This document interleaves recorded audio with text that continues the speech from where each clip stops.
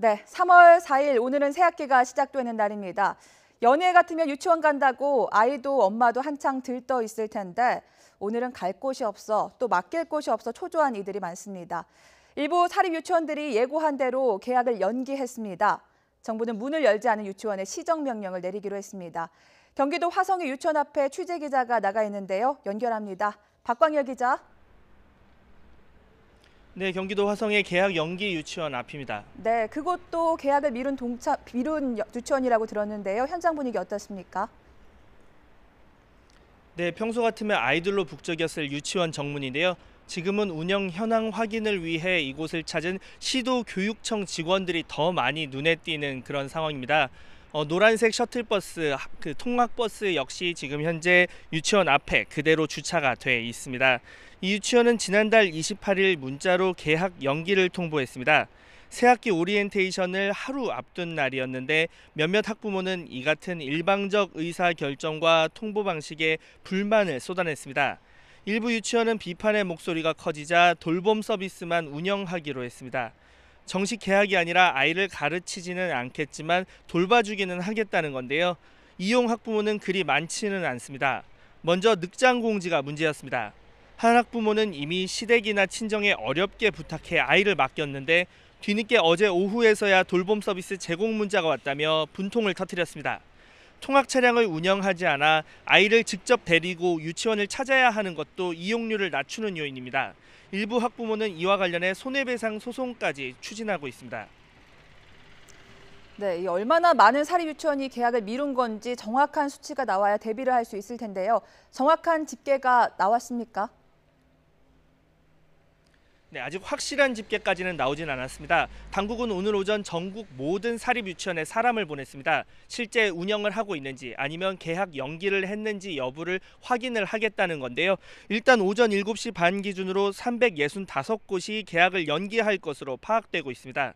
어제 집계보다 16곳 줄어든 수치인데요. 정확한 집계까지는 아직 조금 더 시간이 필요할 전망입니다.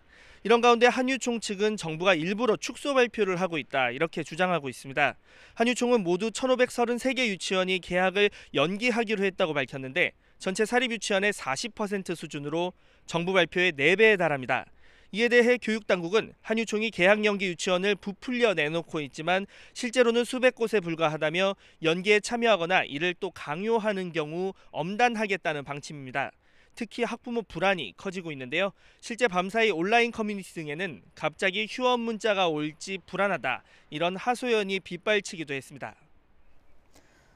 네, 정부와 한유총이 강대강으로 맞서면서 결국 개학 연기라는 사태까지 발생하게 됐는데요. 쟁점이 뭔지 간단히 짚어볼까요?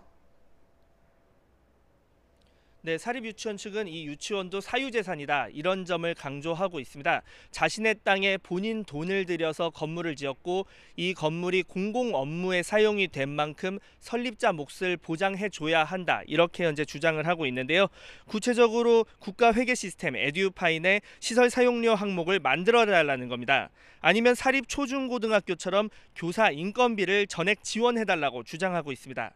또 폐원시 학부모 3분의 2 이상 동의를 받아야 하는 규정도 사유재산 처분권을 박탈한다는 논리를 펴는데요. 설득력이 없다는 비판이 나옵니다. 먼저 사립유치원은 비영리법인으로 법적으로 공적 사용료를 지급할 필요가 없습니다. 또 사립유치원은 학원이 아닙니다. 자신의 돈을 투자한 대신 국가로부터 유치원 운영이라는 일종의 면허를 받았고 그래서 인근의 다른 유치원이 난립할 수도 없습니다. 또 정부로부터 각종 지원금까지 받는데요. 사유재산 침해라는 주장은 앞뒤가 맞지 않는다는 지적이 나오는 이유입니다. 또 회계 투명성과 공공성 확보라는 본질 대신 과도한 규제 프레임을 사립유치원 측이 지나치게 내세운다는 비판도 나옵니다.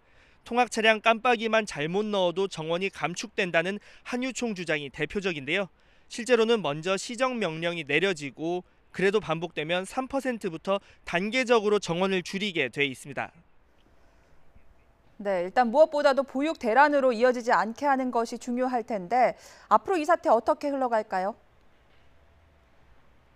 네, 일단 당국은 매우 강경한 입장을 보이고 있습니다. 단순 형사고발을 넘어 한유총 법인 자체의 설립 취소까지 검토하겠다 이런 입장인데요. 우리 민법에 근거를 두고 있습니다.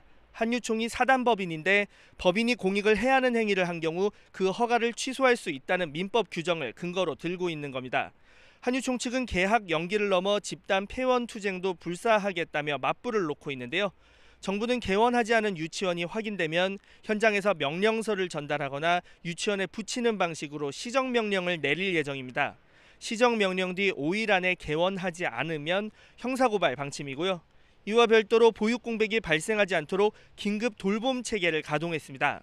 다만 돌봄은 말 그대로 보육이 아닌 돌봄 기능만 유지되는 만큼 양측의 힘겨루기 속 피해자가 발생하지 않도록 정부의 모든 가용 수단을 동원해야 한다는 목소리가 나옵니다. 지금까지 경기도 화성시의 계약 연기 유치원 앞에서 YTN 박광렬입니다. 네, 이런 가운데 한국유치원총연합회 광주지회는 계약 연기 방침을 철회했습니다. 한유총 광주지회는 사립유치원들이 정상 운영하기로 했다고 밝혔습니다. 한유총 광주지회는 어제 오후 2시부터 8시간여에 걸친 마라톤 회의 끝에 학부모와 유아들의 피해를 최소화하려고 이같이 결정했습니다.